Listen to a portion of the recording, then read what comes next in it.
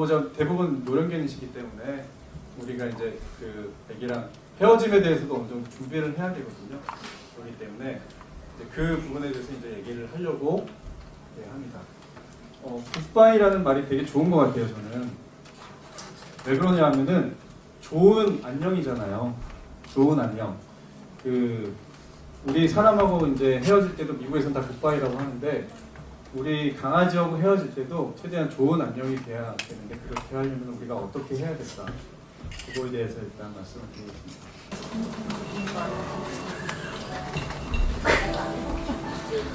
몇 번이나 고개를 돌려가며 가족을 먼저 챙기던 기특한 반려견이 있습니다. 마리에 얼마 남지 않은 그 시간을 함께 만나봅니다. 15살이 된 마리는 지금 많이 아픕니다. 오늘은 좀 먹어? 오늘도 안 먹었어? 음식물을 제대로 넘기지 못해 아무것도 먹지 못한 마리가 걱정된 정현 씨는 꿀물을 먹여봅니다.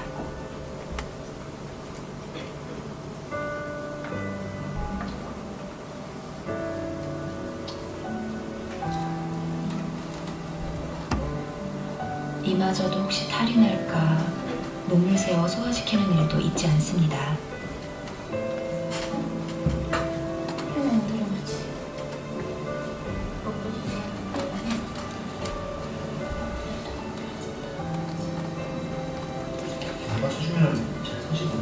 네, 지금 그래요. 며칠 사이에 하루가 다르게 병세가 깊어지는 말이 가족들은 두렵습니다.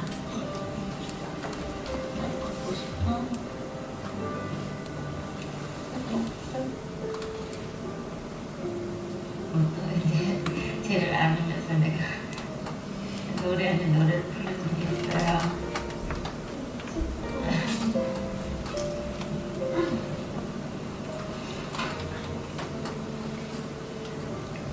잘 자라 우리 마리 앞들과 뒷동산은 꽃들이만 바라고 새들이 지저귀는 잠들 바람이 항상 불고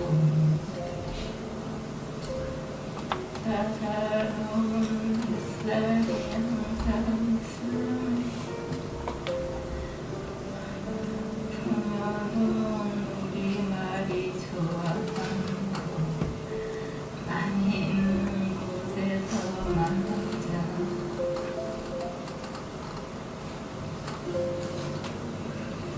마리가 우리한테 사랑을 많이 줬고 우리도 마리한테 사랑을 많이 줘.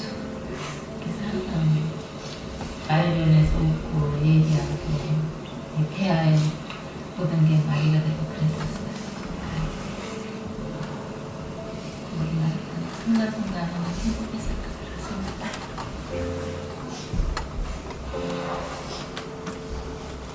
의견은 처음이니까 인생도 말이가 좋겠지 이런 생각을 못해요. 오늘이 마지막일 거라 생각하고 진짜 잘해주고 싶어. 다. 멍하니 뭔가 쳐다보고 있고 날이 가면 지금 하루하루 더 달라지고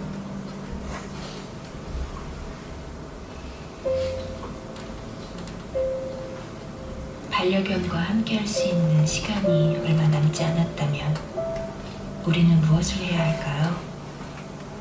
또 이별을 어떻게 준비해야 할까요?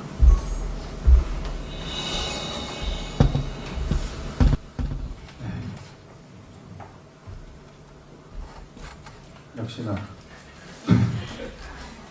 많은 분이 눈물을 흘리시는군요. 우리가 노령견들 키우시기 때문에 이 부분에 대해서 항상 마음가짐을 하고 계셔야 돼요. 그래서 제가 이 부분에 대해서 보호자분들께 조금이라도 도움이 되고자 제가 그 강의를 준비했고요. 나머지는 잠깐만 시간을 드릴까요?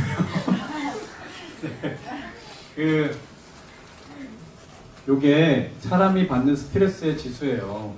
사람이 받는 스트레스의 지수인데 여기 보면은 스트레스 지수가 가장 높은 게 첫 번째가 배우자의 사망, 5번째가 가까운 가족원의 사망, 12번째가 절친한 친구의 사망, 16번째가 가족 구성원의 건강상 변화 이렇게 나눠져 있는데 제가 보니까는 요 도표에서 빠진 거 하나가 있어요.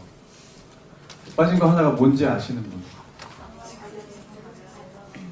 아니에요. 그게 아니에요. 반려견 제외하고 빠진 게 하나가 있어요. 예, 맞아요. 네. 바로 자식의 죽음이 제가 봤을 때는 배우자의 사망보다 더 위에 있지 않을까. 예, 그거는 맞다고 보는데 왜 그 말씀을 드렸냐 하면 우리가 강아지를 키울 때는 다 내 자식같이 키우거든요. 예, 그렇기 때문에 걔네 우리 강아지들이 떠날 때 받는 우리 스트레스는 자식이 이제 먼저 세상을 떠났을 때 느끼는 그런 감정이랑 거의 뭐 진배 없다고 보시면 될 것 같아요. 그만큼 굉장히 스트레스가 굉장히 큰 사건이죠. 큰 사건인데 일단은 우리가 이제 죽음에 대한 인식을 좀 변화를 해야 된다고 생각을 해요.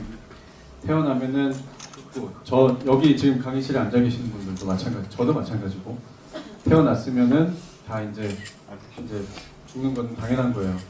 반려견들은 그나마 우리보다 수명이 훨씬 짧기 때문에 그보다 그걸 먼저 경험을 하는 거고 우리는 반려견들보다 수명이 훨씬 길기 때문에 그거를 이제 몇 차례 되풀이하기도 하고 그걸 좀 빨리 경험하기도 하고 우리가 반려견들하고 헤어지는 데 있어서 저는 이제 준비하기, 놓아주기, 기억하기 이 세 가지를 보호자분들이 어느 정도 이제 해주셔야 된다고 생각을 하는데 왜 그러냐면은 지금 아까도 말씀드렸지만은 저희 병원에 오시는 보호자분들 중에서도 반려견이 이제 하늘나라로 가고 나서 힘들어 하시는 시간이 굉장히 긴 분들이 많아요, 사실. 특히나 이제 혼자 사시는 분들 같은 경우에는 더더군다나 좀 많이 그런 경우가 많이 있는데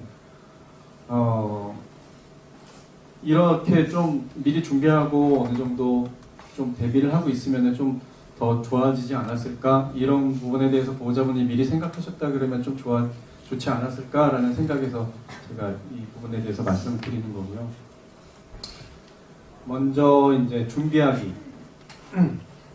준비하기는 이미 우리가 만난 순간부터 사실은 시간표가 정해져 있다고 보셔야 돼요. 우리가 우리 강아지를 입양하는 순간부터 시간표는 정해져 있는 거예요. 그래서 그 헤어짐은 어떻게 보면 굉장히 당연한 건데 그 당연한 것에 대해서 우리가 어떻게 받아들이냐 사실은 그 부분이 이제 차이가 있는 거고 그래서 아이의 죽음 또는 아이의 수명이 다하는 것 나이를 먹고 병이 드는 것에 대해서 이것이 자연의 섭리라고 우리가 받아들이셔야 돼요. 물론 굉장히 힘든 거라는 거 저 되게 잘 알고 있어요. 하지만 그거를 받아들이시는 분하고 받아들이시지 않은 분하고 추후에 아기가 이제 하늘나라 갔을 때 정말 그러면 안 되지만은 인생 자체가 아예 망가지시는 분들도 있거든요, 사실은. 네, 그렇기 때문에 그 부분에 대해서는 이게 자연의 섭리고 뭐 저도 마찬가지로 이제 세상을 떠날 거고 제 아들도 지금 이제 뭐 초등학교 1학년이지만 그 친구도 마찬가지로 세상을 언젠가 떠날 거고 제가 너무 담담하게 얘기를 하는 게 아닌데 어떻게 보면 이게 너무나 자연스러운 거기 때문에 그 부분에 대해서는 조금 우리가 수용을 해야 되지 않나. 네.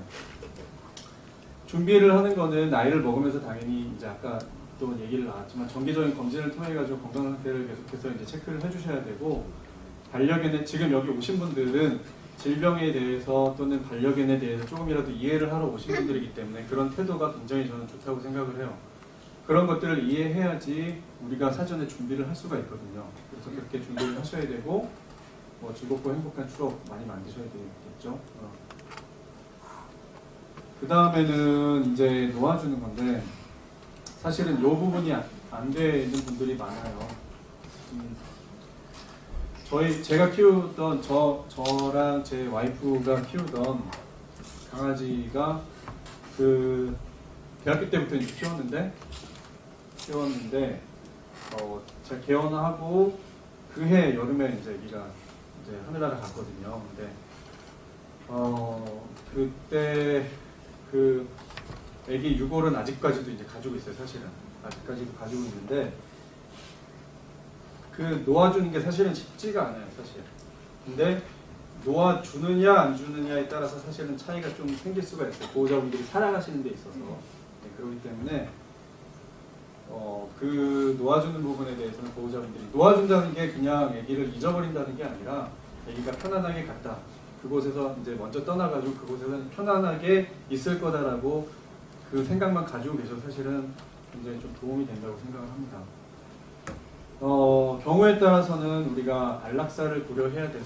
안락사는 보호자분들한테도 굉장히 힘드신 순간이고 수의사들한테도 굉장히 어려운 부분이긴 한데 안락사는 먼저 보호자분들이 체크하셔야 될 거는 우리 아기가 조금이라도 더 살고 싶어 하는지 또는 아기가 너무나 힘들어가지고 빨리 보내달라고 하는지 그거를 알아보실 수 있는 분들은 사실은 보호자분들밖에 없거든요. 저희 물론 아기가 통증이 어느 정도고 아기 몸 상태가 어느 정도라는 객관적인 정보는 저희가 드릴 수 있어요. 수의사들이. 하지만 보호자분들이 그동안 10년, 15년, 20년 가까이 아기랑 교감을 하시면서 얘가 지금 마음 상태가 어떻구나, 아기가 어느 정도 지금 힘든 상태구나, 아니면 아기가 이제 좀 이별을 준비하고 있구나, 보내달라고 얘기하고 있구나, 그거는 보호자분들이 더 아실 수 있는 부분이에요, 사실. 그렇기 때문에 그런 부분에 있어서는 보호자분들이 가족분들하고 같이 이제 상의하셔가지고 판단을 하셔서 이제 병원에 오셔서 이게 객관적인 상태를 다시 한번 듣고 그렇게 해주시는 게 나을 것 같고, 물론 안락사는 가급적이면 안 하면 좋겠지만 최악의 경우에는 질병도 좋아지지 않고 점점 악화되고 있는데 아기가 너무나도 고통스러워하고 치료 회생이 도저히 안 되는 순간이라면 고려하실 수도 있다고 저는 생각을 합니다. 네. 다음은 이제 기억하기인데 이거는 지금은 이제 워낙 핸드폰이 발달해가지고 사진, 동영상 같은 거 많이 찍어주실 수 있잖아요. 그래서 그런 것들을 좀 많이 가지고 지니시는 것도 보호자분들 이제 사후에 많이 어느 정도 위안이 되실 수 있고, 아기가 힘들었고 고통스럽고 그랬을 때보다는 우리가 즐거웠던 추억, 즐거웠던 기억, 좋았었던 경험 같은 것들 위주로 해가지고 좀 보호자분들이 아기 생각날 때는 그런 사진이나 그런 동영상을 따로 모아두셔가지고 행복했었던 기억을 떠올리시는 게 좋을 것 같아요. 아기가 너무 힘들어하고 고통스러워하고 했던 것보다는. 그래서 반려견의 죽음을 소중한 배움의 기회로 삼으시고, 생명의 신비잖아요. 어떻게 보면은 태어나고 죽고, 세상에 태어났다가 세상을 다시 떠나고, 우리 모두가 다 그런 거기 때문에 그런 것에서 좀 어떻게 보면은 삶을 좀 풍요롭게 만들어주는 것 같아요. 그런 부분이 오히려 저는 더. 그래서 그런 부분을 보호자분들이 기억하시는 게 좋을 것 같고, 반려견하고 함께했던 삶을 통해 가지고 이 15년, 20년의 경험으로 앞으로 살아가시는데 이 아이와 겪었던 그런 경험들이 삶의 자양분이 되실 거라고 저는 생각을 하거든요. 그렇기 때문에 본인들도 이제 그렇게 생각을 하시고 그렇게 살아가시면 좋을 것 같고요. 그래서 제가 추가적으로 말씀을 드리고자 하는 거는, 여기 지금 나의 삶이 있어요. 마이 라이프가 있고 여기 우리 강아지의 삶이 있어요. 우리는 우리의 삶이 따로 있는 거예요. 강아지랑 나랑 공유하는 삶이 따로 있는 거예요. 그 삶을 우리가 어떻게 운영하느냐, 이 아이와 어떻게 시간을 보내고 어떻게 삶의 계획을 세울 것이냐, 그런 것이 굉장히 중요하다는 말씀을 드리고 싶은 거고, 그래서 결과적으로는 우리 노령견하고 함께하는 삶을 살아가시는 보호자분들께 드리고 싶은 조언은, 일단은 반려견을 독립적인 존재로 인정해주자. 얘는 내가 늙어 죽을 때까지 내 옆에 있을 수가 없어요. 얘는 얘 그 정해진 수명이 있고 얘가 태어나고 죽는 순간이 정해져 있어요. 그렇기 때문에 독립적인 존재로 인정해주고 이 아이가 좋아하는 것, 내가 좋아하는 것이 이 아이가 좋아하는 것도 아니고 이 아이가 좋아하는 것이 내가 좋아하는 것도 아니고 내가 좋아하는 것 따로 내가 좋아하는 것 따로 하지만 서로 인정을 해주는 거예요. 그 부분에 대해서는. 그리고 그 부분에 대해서 우리가 공유할 수 있는 것 같이 공유하고 함께 할 수 있는 것 같이 함께 해주고 그렇게 해 주십사 해가지고 독립적인 존재로 인정해주자고 말씀을 드리는 거고 경우에 따라서는 우리 반려견들을 나의 어떤 소유물 또는 나의 어떤 뭐라 그럴까 애정의 그냥 단순한 애정의 대상이라고 보시는 분들도 많이 있는데 그게 아니라 그 강아지 자체도 독립적인 존재로 인정을 해줘야 돼요. 이 아이도 살아있는 생명이고 이 아이 나름대로의 그 삶이 있는 것으로 이제 그렇게 인정을 해주셔야 되고요. 그리고 반려견을 객관적으로 바라보자는 것은 뭐냐면 보호자분들이 이제 보호자분들의 생각을 투영하셔가지고 아기를 평가하시거나 바라보시는 경우가 되게 많으신데 그러지 말고 정말로 객관적인 입장에서 우리 강아지를 봐주셨으면 좋겠어요.